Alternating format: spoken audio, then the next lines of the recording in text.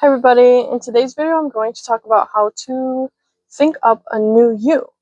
Some people are like, well, I want to be somebody new, but I don't know how to even dream up of a new person. And it's okay, I understand. I feel that way, I felt that way. There's not really anybody exactly out there that I want to be like, but what I do is I take bits and pieces of people that I enjoy and I can find myself being like, because you don't want to force something onto yourself if it's really not you. Like, it still has to be you. You don't have to go through a total life reset unless you want to. That's totally okay. But I'm saying, like, becoming new doesn't have to be like a total, you don't have to just erase totally who you are, because there might be some good things still in you that like are of high value that you didn't appreciate because you're currently just like looking at life differently than while transforming into the new person who they would see, or the things they would think about, or experience within yourself. Because, like, think about when you're 5. Like, you can't remember being 5, right? Maybe you kind of, I don't. So, I mean, I don't remember what I thought when I was 5, but I remember what I thought when I was 18 and all these other things. So, like, there's different people mashed up inside of you, and they all equal you. So, when dreaming of becoming a better version of yourself, I want you to, like, close your eyes while I say these things. What does the person you want to be look like? What do they dress like? What colors are they wearing? What kind of hairstyle do they have? What do their nails look like on a daily basis? What does their life planning look like? Do they make their bed every morning? Do they do their dishes every day? What kind of hobbies do they have? Do they go for walks in the park? Do they go sit at the water? Or do they go to conferences and sit at tables with people exchanging ideas and collaborations? Does the person that you want to be hang out with the friends you hang out with right now, live in the same house you live in, eat the same food you're eating? What does the person that you want to be? What do they eat? What do they talk like? What kind of books do they read? What kind of weekly schedule are they on? How much money does the person that make? How much money do they make? What kind of perfume do they wear? Where do they hang out? What do they do for fun? What does the person you want to be drive? Where do they live? What kind of charity does the person you want to be participate in? You have to think deeply and question all of these things. Your eyes are still closed. You can go ahead and open them now. I would like you to write down on a piece of paper, the person I want to be does ... and then just start writing down what the person you want to be does. And, like, I gave you some questions to answer, but, like, think deeply like that. Like, think, like, so seriously about it. Don't just be like, oh, they shop at whatever, and it has to be kind of detailed so your subconscious can see it and understand, okay, this is where we're trying to go with it. This is where Kendallina's trying to grow. And your subconscious mind will help you make decisions based off of who you want to be. You have to stay consistent with that vision, because your body is like a person. If a person lies to you time and time and again, you're not going to take them serious. I mean, they say they want to do stuff, but they don't actually have the determination to see it through. So you are like that for yourself. Your subconscious mind judges you. and is like, oh, okay, yeah, she said she wants to do this, but she's not actually doing it. So, like, we're not going to help her make decisions that are going to help her fuel the person she wants to be because she's not serious about being that person. So, we're just going to keep doing the old things that we're doing.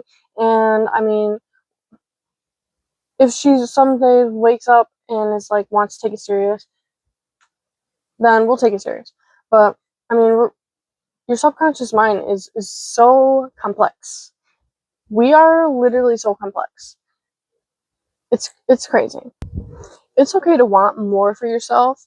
Some people aren't going to exactly be excited that you want more for yourselves because they know they can't grow in the way that you're growing, and they could, don't get me wrong, they could, but they don't have the determination that you have to want to grow, so they're going to kind of be resentful of your growth, and it's hard not to take it personal, especially if you're a person like me that like just unconditionally loves people, accepts them for who they are. You know, you see their flaws, but you don't harp on them about, you really need to clean this up. Oh, you don't become a control freak of their life because you're too busy focusing on yourself and where you want to go with your life. And I feel like a lot of people don't necessarily pour into themselves, and that's why they become so projected on telling other people how they should act, what they should say, and things like that because they're too focused outside rather than inwardly. And it's hard when you want to be somebody new, but you don't have the confidence to become that person. You don't have the ambition, the motivation, you don't have anything that goes along with becoming new. And so you just like are judging everybody else because you're hoping nobody sees your stagnation when really, I mean, it's okay to be like the same person you were last year if you're comfortable with that, but if you want more for yourself, you have to give more for yourself. You have to get more out of yourself, and you have to just try to be different. It's hard. It's hard. When climbing a mountain that you've never climbed before, you don't exactly know what's on the top. You don't exactly know if each step that you're taking is worth the energy to be climbing to reach the top. But that's what the beauty in life is. It's all about the journey. It's all about the climb. It's all about the things you find out about yourself in the process of becoming new. You don't just like wake up old and become new just like that. Like there's like all these crazy things that happen in between that you grow into and you become somebody new. And you learn from your past mistakes because everyone thinks success comes with zero failure when really failure is what leads you to success. Failing time and time and time and time and time and time again, but always getting back up and always trying again, just like a child learning to walk. I really love watching my kids grow because I learn the depth of life through them. I watched my children fall and get up, fall and get up, fall and get up until eventually they were walking. And then once they started walking, they started running and they walked great. But when they started running, they trip over their feet and they couldn't get their footing right. But eventually they were running. And now they can sprint around and jump and hop and spin and do all these things. But first they had to learn how to walk. And if they never stopped getting up while trying to learn how to walk, they would never get to the position they are in life right now, where they can do all these things: run, hop, skip, sprint. So you have to give yourself grace when becoming somebody new. You are going to fall. You're going to fall back on old habits, back on comfortability, because it's really uncomfortable not knowing what you're doing, being out of your routine. And the most simple way that's not overbearing I found while becoming a new person is to slowly add in who you want to be. So yes, figure out who you want to be and then figure out what habits or small things that are overwhelming right now for you to try and add it to your life. I always, when I buy new clothes, I don't just like stack in all of these clothes. Like I have limited space. And when I buy new clothes, I have a certain amount of hangers because I have limited space. And if it doesn't fit on the hangers that I have to pluck out the old. So you pluck out the old and you donate it to somebody. Some people throw their clothes out. I think that's a waste of resources, but it depends on you, how you feel about things. And me personally, though, I'll go on a Facebook group page, a mom page, and I'll be like, hey, I just did a closet clean out. Could anybody use these things? And they'll come pick it up. I'll meet them in town. And then I feel good about getting rid of my old because it wasn't just like trash.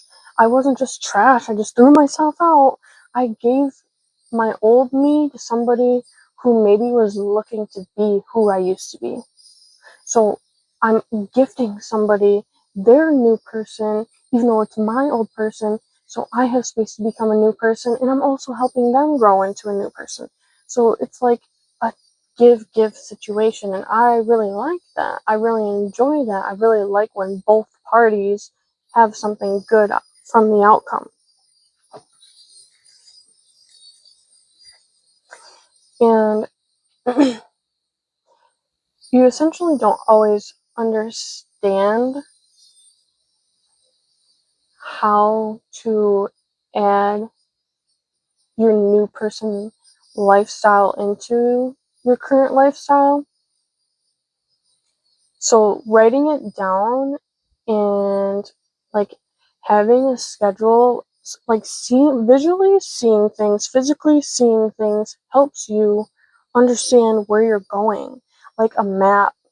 If someone said turn left here, turn right here, left here, right here, left here, you're like, okay, what? But if you had a physical map, you could follow that. So think of your new lifestyle like that. Map it out. Map it out. And take on what you can take on. And once you're comfortable with that and you're ready to take on more and it doesn't feel like you're forcing this new person on yourself anymore, because at first it does feel like that. Like you feel like out of place and you're like, am I belonging in here? And you do. You belong there. You are worthy to be there. And congratulations for showing up. Not a lot of people show up for themselves, but you're taking the steps to do it. And that's important. There are going to be things from your old lifestyle that are going to want to keep you there because you're comfortable, because your nervous system, like I've talked about in all my videos, likes comfort. It loves comfort because it wants to protect you, because that's your nervous system's job, is to protect you. But as you are telling your nervous system to trust me, this is what I want growth. So yeah, we're going to be uncomfortable for a little while. Eventually we're going to gain comfortable. We're going to be comfortable again. And your nervous system gets used to this cycle of changing, and it doesn't become so odd anymore to want to take on new lifestyle habits. And when it comes to people, sometimes people are going to want to keep you where you are because they necessarily aren't going to be going where you're going. And it's not that you have to outgrow everybody around you and no longer like, oh, I'm too good for you anymore. Like, don't feel that way about yourself. If there are people that are harming you, yeah, you should probably be like, yeah, I really shouldn't be hanging out with these people. They have no benefit to me. All of these years, they've just been making me grow new bad habits, taking away from my future self. And so then that's when you need to like kind of evaluate and be like, yeah, I really can't rock with these people no more. And it's not that you're better than them, it's just that you want better for yourself than what you're currently giving yourself, and that's okay. And if you feel attached to those people, like just imagine these strings from your belly button, like a child and mother, to their belly button, and just start clipping. Say thank you for these lessons, thank you, and it's nothing personal. I appreciate everything you taught me, but I am moving on to the next in my life. And then you just move on, and you're going to have to mourn outgrowing people. But I promise you, there are people along the route, there are people along the journey that you will find and that will help grow you. They'll help progress your growth, and they will encourage you and give you new resources and just like overall help pour into the cup that you've been pouring into. You have to imagine yourself like a garden. You are the gardener of your garden. You pick what seeds get planted and what kind of vegetables you're going to grow and all these things, and you plant them accordingly. Certain things can't, they just don't clash well. They aren't compatible. So it's not that you can't have them in the garden, you have to separate them. You have to put compatible things with compatible things. And that's how you're going to get the best harvest. But even then, so you're going to have to protect your harvest. You start with good dirt, good soil, all the nutrients that are going to need. You pick your seeds, you plan. Thank you, Mama. Thank you, baby. You plan out where the seeds are going to grow. You water the seeds. You tend to the plants, and then it's not even done then. You have to protect it from the ants, the insects, the atmosphere, cold fronts, droughts, all of these things. You have to protect your harvest. It's not just going to grow because you planted it. You have to protect it. And even then, when you start to bear fruit, you have to protect your fruit because everyone's going to want a piece of your fruit.